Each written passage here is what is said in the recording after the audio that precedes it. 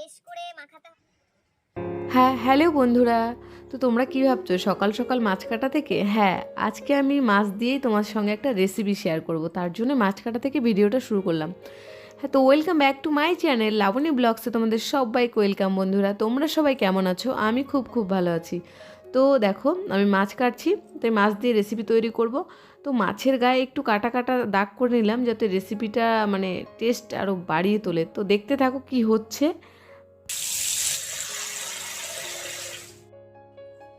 তো মাছ কাটা হয়ে গেছে, আমি মাছটা ধুচ্ছি। আমার ক্যামেরাটা কে করে দিচ্ছে জানো বন্ধুরা? আজকে আমার হাজব্যান্ড আমার ক্যামেরার পেছনে, ওই আমাকে একটা শ্যুট করে দিচ্ছে। সচরাচর করে দেয় না, আমি একাই করি। তো বন্ধুরা আমার সেই স্পেশাল রেসিপি এখন আমি বানাবো। সকালে তো দেখলেই মাছ কুটতে, তো সেই স্পেশাল রেসিপিটা বানানোর জন্য কি কি লাগছে দেখো। তো উপকরণগুলো তোমরা শুনে নাও। এখানে আছে সর্ষে, শুকনো লঙ্কা, আর এটা কাঁচা লঙ্কা, কিন্তু আমি ওই সাইডে কাঁচা আর আদা লঙ্কা পেস্ট করেছি, তোমাদের দেখানোর জন্য আমি রেখেছি। রসুন, পেঁয়াজ, আর দেখো ধনেপাতা। ধনেপাতায় শীতে তো মাস্ট দিতেই হবে, যে কোনো সবজিতে ধনেপাতা দিয়ে দিলে তোমার স্বাদটা দ্বিগুণ করে দেবেই। তাই আমিও এটাতে অ্যাড করবো ধনেপাতা। শীতের সময় পেয়েছি তো অ্যাড করে দেই টেস্টটা বাড়ানোর জন্য। জোর দিয়ে বাটতে হবে, একদম ফিনিশ হওয়া চাই মশলা। যত জোর আছে তোমার গায়ে তাই দিয়ে ঘষতে থাকো, মশলা ফিনিশ হলেই স্বাদ হবে। এইটা কে বলো তো, কমেন্ট করে অবশ্যই জানাও আমাকে এইটা কে। শিলনোড়া বাটা মশলার স্বাদই অন্যরকম। হয়ে গেছে বাটা, এখন আমি রসুন বাটবো। পেঁয়াজটাও দিয়ে দিই, একই সঙ্গে বাটা হয়ে যাবে। বেশি হয়ে যাবে না। আমার যা মশলা লাগবে বাটা হয়ে গেছে। তো সরিষা আর শুকনো লঙ্কা, আর এই সাইড আছে পেঁয়াজ রসুন, আর ওটা হচ্ছে আদা, কাঁচা লঙ্কা আর পেঁয়াজ কুচুনো একটু বেঁচে ছিল। আর ওই সাইডে সেই শীতের বিখ্যাত পাতা, ধনে পাতা। এটা আমার বরের একটা পছন্দের রেসিপি বলতে পারো। ও বাড়ি আসলেই মাঝে মাঝে বলে এটা করে দাও। তো ছোটো মাছ দিয়ে যদি এটা করা যায় না, আরও ভালো লাগে খেতে। তো আজকে ছোটো মাছ যেহেতু পাইনি, তো এই বড় মাছটা দিয়ে আমি করছি। এই মাছটা দিয়েও খুব খুব ভালো লাগবে খেতে, এটা খুব সুস্বাদু একটা রেসিপি। দেখো আমার সব মশলা তো এখানে আছেই, আমি পরিমাণ মতো লবণ দেব, আর হলুদ গুঁড়ো। এই রেসিপিটা খুবই সুস্বাদু একটা রেসিপি, সবাই এটা খেতে জানে না বা খায়ও না। আর আমাদের বাড়ি একটা মানে পছন্দের খুবই রেসিপি, এই রেসিপিটা খুবই ভালো লাগে আর খুবই টেস্ট হয়। তোমরা এইভাবে আমি যেভাবে করছি এভাবে করে খেয়ে দেখতে পারো। আর এটা আমি দিচ্ছি তেল, বিশেষ করে যদি তোমরা সরিষার তেল দিয়ে দিতে পারো আরো স্বাদ লাগে খেতে, আরো সুস্বাদু হয়। তো এখানে আমার তেল, মশলা আর সব মশলা দিয়ে মেখে নিচ্ছি। আর বন্ধুরা তোমাদের এই রেসিপিটা যদি তোমাদের দেখে ভালো লাগে, তোমরা অবশ্যই ঘরে একবার ট্রাই করে দেখো। আমি মনে হচ্ছে তোমাদের ভালো লাগবে, আশা করি। আর এই চেরাগুলো দেখছো, এর মধ্যে মশলা ঢুকবে আর স্বাদটা আরও বাড়িয়ে তুলবে।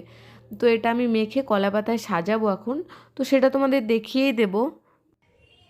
এখন আমি কলা পাতায় তেল মাখবো। তেলটা কলা পাতায় এভাবে মেখে দিতে, পাতায় আমার তেল তেল মেখে দিলাম পাতায়। এখন এই যে মাখানো মাছ এটা দেব। তেল যদি না মাখো কামড়ে ধরতে পারে।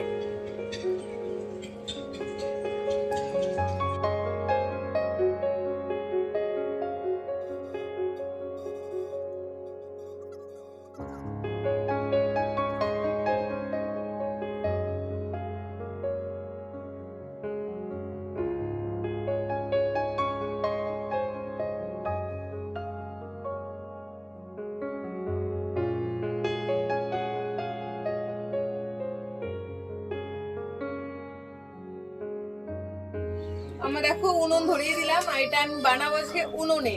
তো আমার উনুন রেডি।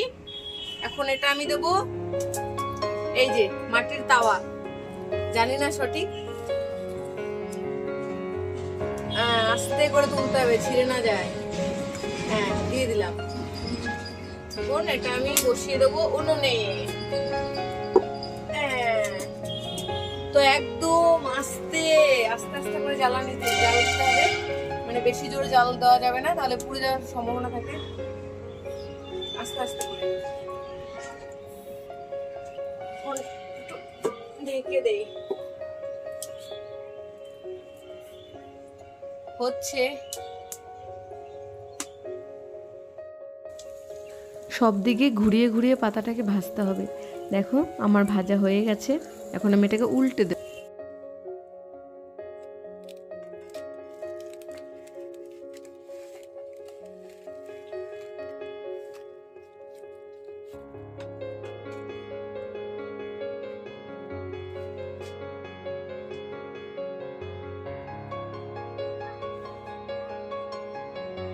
এই যে মাছ ভাজাটা, এটাকে এখন উল্টে দিতে হবে।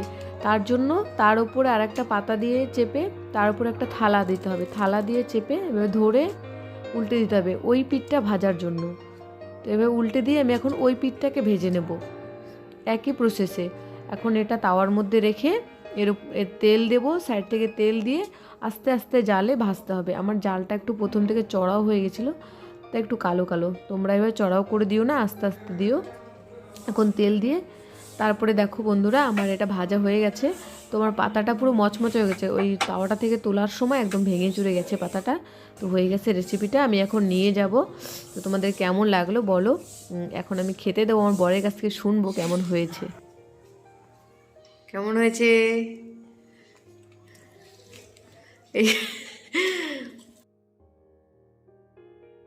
কেমন? ভালো?